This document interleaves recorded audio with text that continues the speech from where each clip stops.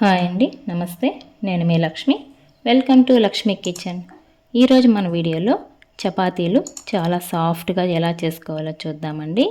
ఎక్కువ ఆయిల్ లేదు, hot water లేకుండా చాలా సింపుల్ పద్ధతిలో మీకు చపాతీలు అయితే ఈజీగా చేసేసుకోవచ్చండి. చాలామంది కూడా చపాతీలు గట్టిగా వస్తుంటాయి, మీరు ఎలా చేస్తారు అని అడుగుతూ ఉంటారు కదా. నేను చెప్పే ఈ ప్రాసెస్లో మీరు ఒకసారి ట్రై చేయండి. చాలా టేస్టీగా, చాలా సాఫ్ట్గా ఉంటాయండి. నెక్స్ట్ ప్రాసెస్లోకి వెళ్ళిపోదామా. ముందుగా మన ఛానల్ని ఫస్ట్ టైం చూస్తున్నట్లయితే ప్లీజ్ లైక్ చేయండి, సబ్స్క్రైబ్ చేసుకోండి. వీడియోని స్కిప్ చేయకుండా ఎండ్ వరకు చూడండి. అప్పుడు ముందుగా ఒక మిక్సింగ్ బౌల్ తీసుకోవాలండి. అందులోకి 1.5 కప్ గోధుమ పిండి తీసుకుంటున్నాను. నెక్స్ట్ ఇందులోకి మన రుచికి తగ్గ సాల్ట్ వేసుకుందాం. సాల్ట్ మరీ ఎక్కువ వేసేయద్దండి, కొద్దిగా తక్కువే వేసుకోండి. ఇదంతా కూడా ఒకసారి బాగా కలుపుకుందామండి.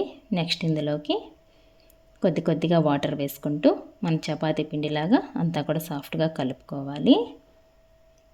నేను ఇక్కడ హాట్ వాటర్ కూడా ఏమీ వాడట్లేదండి, నార్మల్ వాటరే తీసుకుంటున్నాను. కొద్దిగా వేసుకుంటూ చూసుకుంటూ వేసుకొని కలుపుకోవాలండి.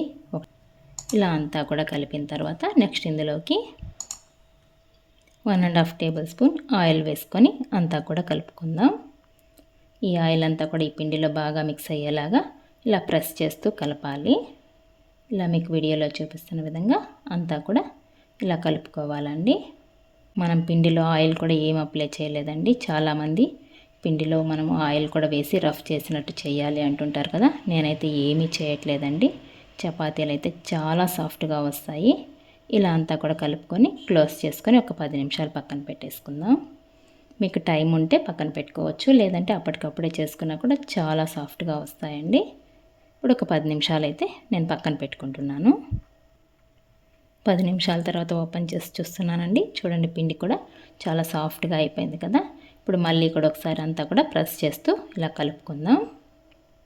ఇప్పుడు చిన్న చిన్న ముద్దల్లాగా తీసుకొని మనం చపాతీలాగా చేసేసుకుందామండి. కొద్దిగా పొడిపిండి చల్లుకుంటూ చపాతీలంతా కూడా మరీ పల్చగా కాకుండా మరీ మందంగా కాకుండా ఇలా మీకు వీడియోలో చూపిస్తున్న విధంగా ఇలాగంతా కూడా రుద్దేసుకోవాలండి. ఇలాగే సేమ్ అన్నీ కూడా రుద్ది ఒక ప్లేట్లో పెట్టేసుకోవాలి. నెక్స్ట్ స్టవ్ ఆన్ చేసుకొని దోశ ప్యాన్ పెట్టుకుందామండి.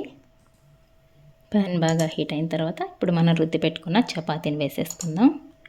ఆయిల్ మాత్రం ముందుగా అప్లై చేయొద్దండి.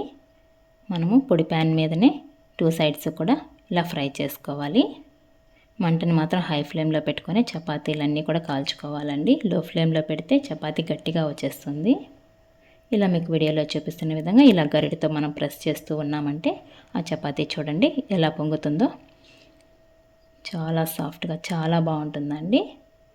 ఇప్పుడు 2 సైడ్స్ కూడా లైట్గా కొద్దిగా ఆయిల్ అప్లై చేసుకున్నామంటే సరిపోతుంది. మీరు ఆయిల్ స్కిప్ చేసి కూడా చేసుకోవచ్చండి. నేనైతే వీడియోలో చూపించడం కోసమే చపాతీకి ఆయిల్ వేస్తున్నాను. మేమైతే వితౌట్ ఆయిల్తోనే తింటామండి. ఇలాగే సేమ్ అన్నీ కూడా చేసేసుకోవాలి. చూడండి, చాలా సాఫ్ట్గా చాలా బాగున్నాయి కదా. ఇలా చేసుకున్న ఈ చపాతీలు మనం పెసరపప్పు కూరతో కానీ ఆలు కర్రీతో కానీ సర్వ్ చేసుకున్నామంటే చాలా టేస్టీగా చాలా బాగుంటాయండి.